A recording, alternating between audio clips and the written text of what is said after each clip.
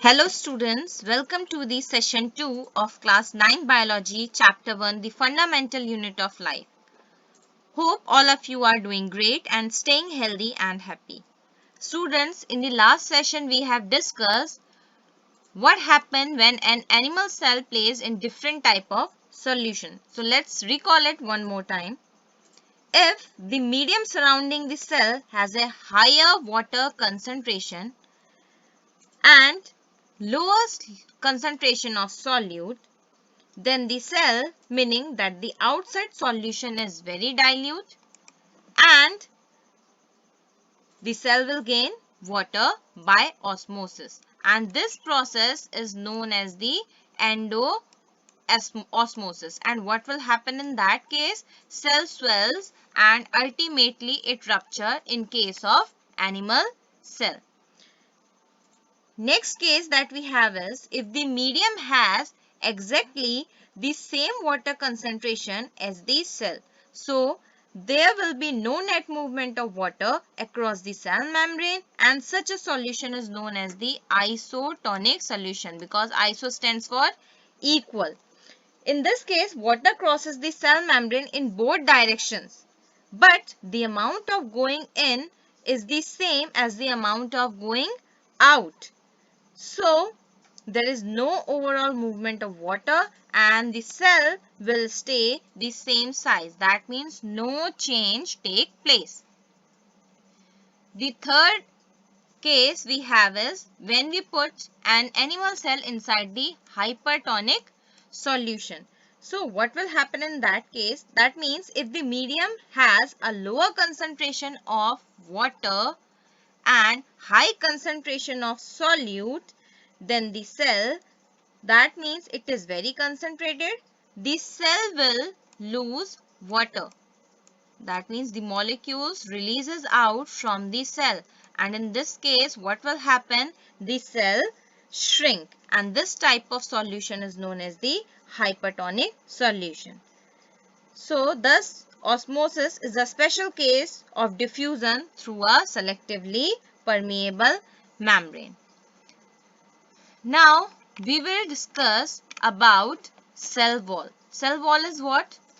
This is the special feature which we can find in plant cell, some of the fungi, and in some of the bacteria. Okay, and how cell wall is made up of cellulose, which is very complex in nature and provide structural strength to the plants. So we can say cell wall is what? It is the another rigid outer covering lies outside the plasma membrane in case of plant cell, fungi and bacteria. And what are the functions of plant cell? Because it is lies outside the plasma membrane, that means it protects the plasma membrane, and because it is very complex in nature, so it provides shape and rigidity to the plant cell, and it prevents dryness. It prevents cell from the dryness. Okay, so these are the basic functions of cell wall. Keep this thing in your mind that cell wall is the special feature which we can find in plant cell, fungi and bacteria. Cell wall is not present in case of animal cell. Okay, because we can move, we can protect ourselves, but in case if we will talk about plant, they cannot move, they are fixed at one place. That's why they need a special membrane to protect themselves. Okay, that's why cell wall is present in case of plant cell. Okay, now we will discuss what will happen when a plant cell plays in different type of solution. First, we will discuss what will happen when a plant cell is put in hypotonic solution. In hypotonic solution, what we have discussed in last session, that hypotonic solution is what? In which there is low concentration of solute, but here the concentration of water molecule is high comparatively to the cell. So what will happen? Water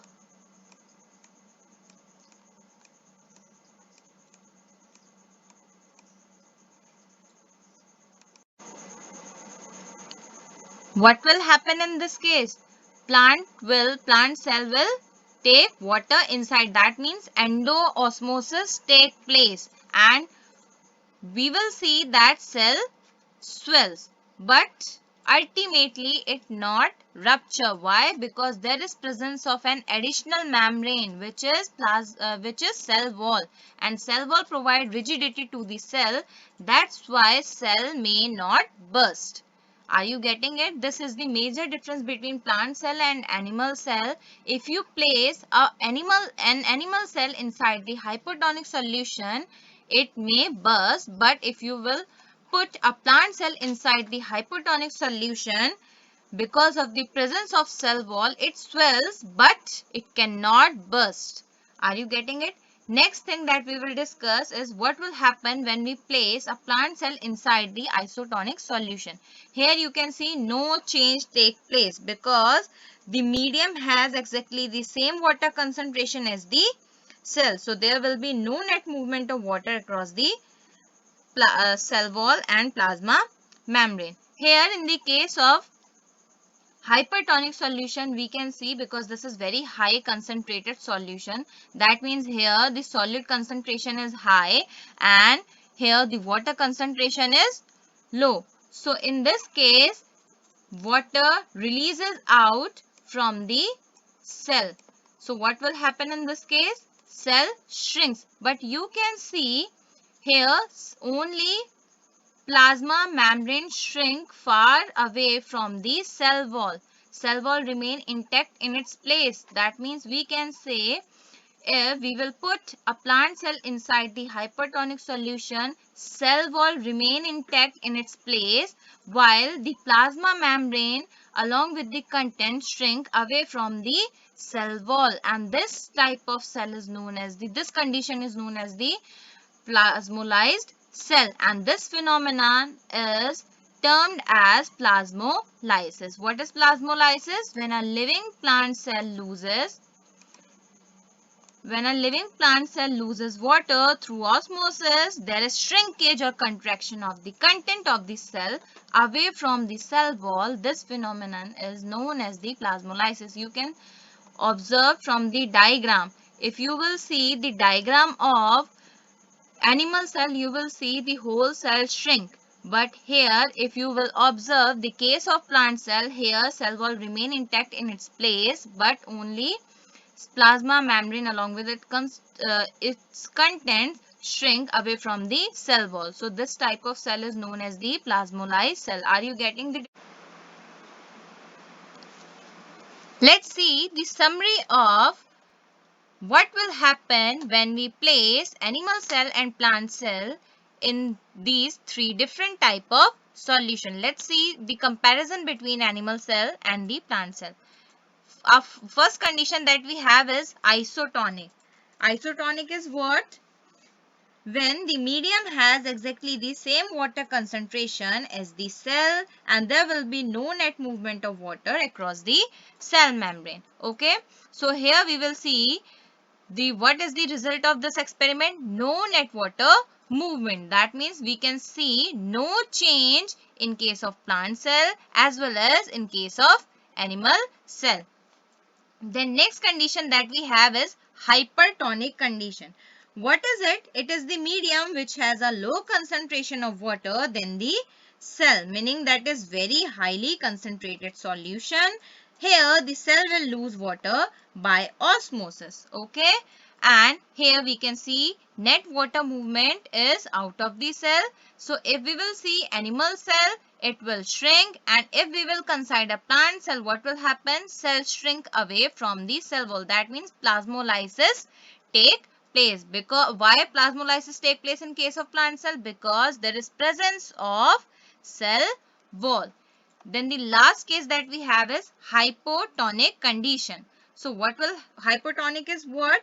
Where the medium surrounding the cell has higher water concentration than the cell, meaning that the outside solution is very dilute, and here in this case net water movement is into the cell. So here the cell will gain water by osmosis. So if we will consider animal cell, what will happen in this case? Cell swells and may burst. and in case of plant cell it swells but it cannot burst because there is presence of cell wall. Are you getting it? So this is the comparison between plant cell and animal cell. Why here? Why cells not burst? Because cell wall is very rigid in nature and cell wall permits the cell of plants, fungi and bacteria to withstand very dilute external media without bursting. Are you getting it? The wall exert an equal pressure against the swollen cells.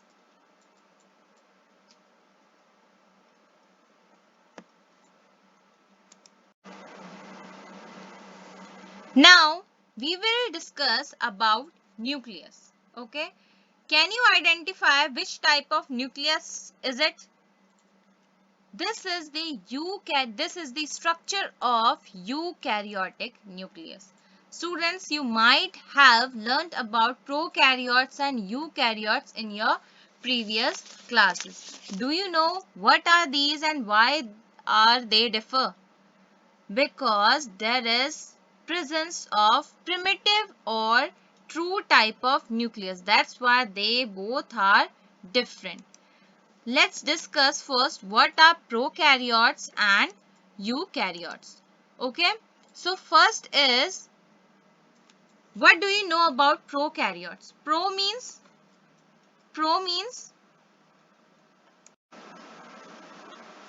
so we can see here pro means primitive or primary, and carry-on words derive for nucleus. So what does it mean? Prokaryotes mean the organisms which has primitive type of nucleus. That means the organisms which have poorly developed nucleus are known as the prokaryotes. Whether U means true. Okay. So we can see the organisms which have true or well-defined nucleus are termed as eukaryotes. Okay. So this is the basic and major difference between prokaryotes and eukaryotes. Prokaryotes are what? The organisms which have primitive type of nucleus, and the eukaryotes are the one which have true or well-defined nucleus. Okay, because we know about it that prokaryotes are generally unicellular organism, while the eukaryotes are the multicellular organism. So unicellular organisms are made up of only single cell. That means all the life processes take place within a single cell only. Okay, that's why they don't need a special, because their body structure, their body organization is very simple. That's why they don't need specialized structures. Okay, but in case of eukaryotes, you can see complexity is higher because eukaryotes are made, generally they are multicellular. Their body is very complex in nature. That's why they need special structures for the to perform different functions, and all these specialized structure are surrounded by a membrane. Okay, so in case of prokaryotes you will see there is absence of membrane for every structure. That's why in nucleus as well they lack nuclear membrane. Okay, so this is the third major difference between prokaryotes and eukaryotes. In case of prokaryotes, nucleus is poorly developed and without a nuclear membrane, while in case of eukaryotes, that nucleus is surrounded by a nuclear membrane. Okay, in eukaryotes, maybe these organelles are single membrane bound and double membrane bound. And here we can also see nucleolus is absent in case of prokaryotes,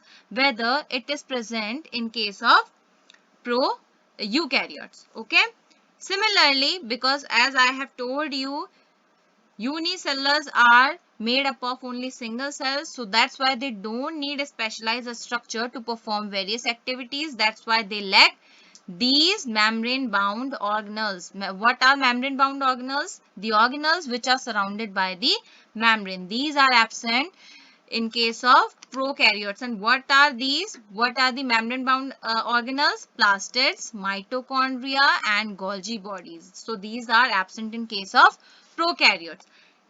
If we will talk about eukaryotes, so we know that division of labor is there in case of multicellular organism. That's why they have, because of their complexity, they have specialized structures or cell organelles to perform different functions. So they have specialized cell organelles that are surrounded by membrane, and these organelles are plastids, mitochondria and Golgi body. So these are present in case of eukaryotes. And what are the examples of prokaryotic organisms? Bacteria and blue-green algae. And if we will talk about eukaryotes, what are the examples here? Fungi, plant and animals. These are the examples of eukaryotic cells. Okay. Now first we will discuss what is the primitive type of nucleus which we can find in case of prokaryotes. Okay, basically this is not a specialized structure. This is the reason, okay, where you can find all the genetic material. Do you know what is genetic material? Genetic material is what which is very important for transferring the character from one generation to the other. Okay, so in case of, you can see this beautiful diagram. This is the image of bacterial cell in which you can see the nucleoid region. What is nucleoid?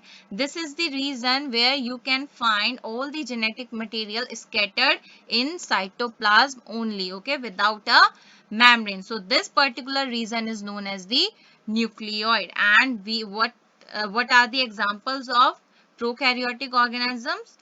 Bacteria. Are you getting it? So nucleoid you can find in case of bacteria, or we can say in case of prokaryotic cells. So nucleoid is what? It is an irregularly shaped region within the cell of prokaryotes that contain most of the genetic material. Okay, so this is not a specialized structure. This is the region where you can find the genetic material of prokaryotic cell. While in case of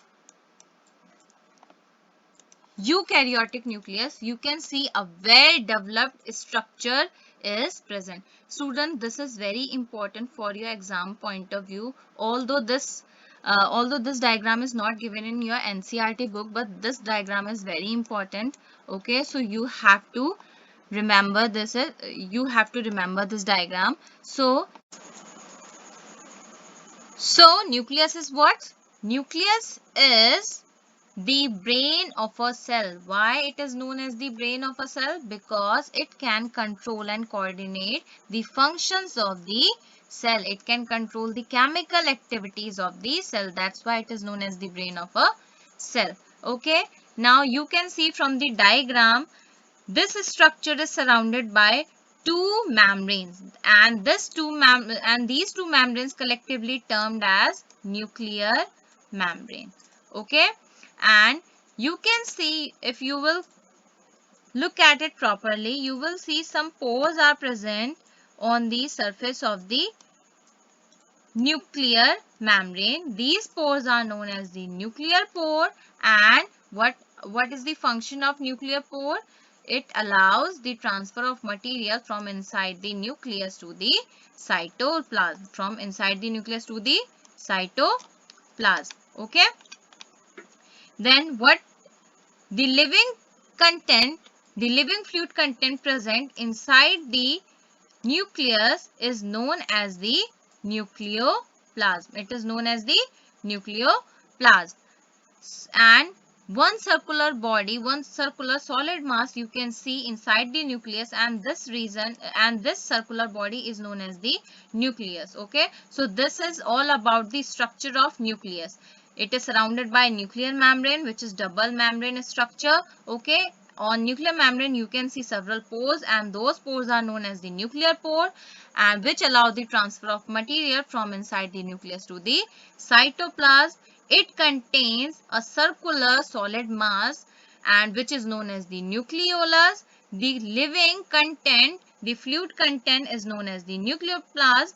Then what about this thread-like structure? This thread-like structure is known as the chromatin fiber, or we can say chromatin network. And what is it? This chromatin network is very important for the cell, because this is the reason where all the information is stored inside a nucleus. Okay, so let's see what is chromatin fiber. Let's talk about chromatin. What is chromatin? Chromatin is the thread-like structure present inside the nucleus which carries all the information for cell. Okay, so during cell division, what does cell division means? This is the process in which cell divides into the two daughter nuclei. Okay, so cell division is the process for producing a new cell. Okay, so in this duration, what will happen, that chromatin condensed and formed a rod shaped structure. You can observe this from the diagram. Okay, during cell division, this thread like, this noodle like material condensed and form a rod shaped structure which is known as the chromosome. And this chromosome contain information for inheritance of structures from parent to the next generation in form of DNA, or we can say it carries all the necessary information which can transfer from parent to the next generation, and in the form of DNA.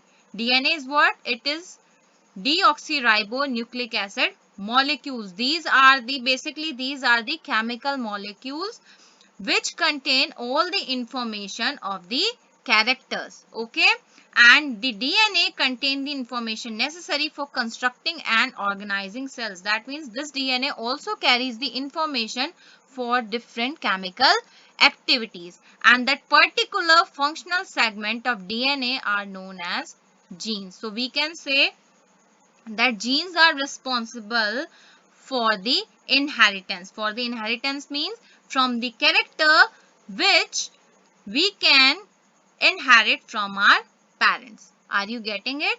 So that means genes are the basic unit for transferring characters from one generation to the next generation. Okay, so are you getting what are the chromosomes? In each organism, the chromosome number is different. Like in human beings, we have 23 pairs of chromosome. Okay, and those 23 pairs of chromosome contain all the information, all the characters that we inherit from our parents. Okay, now let's discuss about what are the functions of nucleus. Okay, we can see, because nucleus is the controlling unit. Okay, so it controls all the metabolic activities. What does metabolic means? That means the chemical activities, okay, which are required to convert simple substances to the complex one and complex substances to the simple. Okay, and because we know it takes part in cell division, that's why we can say it takes part in cellular reproduction, and it is the process by which a single cell divide and form two new cells. Okay, and we know that the nucleus contains the DNA, all the characters in form of DNA, and the functional part of DNA is known as the genes. So we can say nucleus is the storehouse of genes. Okay, so these three are the basic functions of nucleus. Okay, so in the next session we will discuss more cell organelles, which are some of the organelles are present in plant cell, whether some of the organelles are present in animal cell. Okay, so we will discuss those cell organelles in detail in the next session, and we will discuss comparison between plant cell and animal cell. Till then, thank you.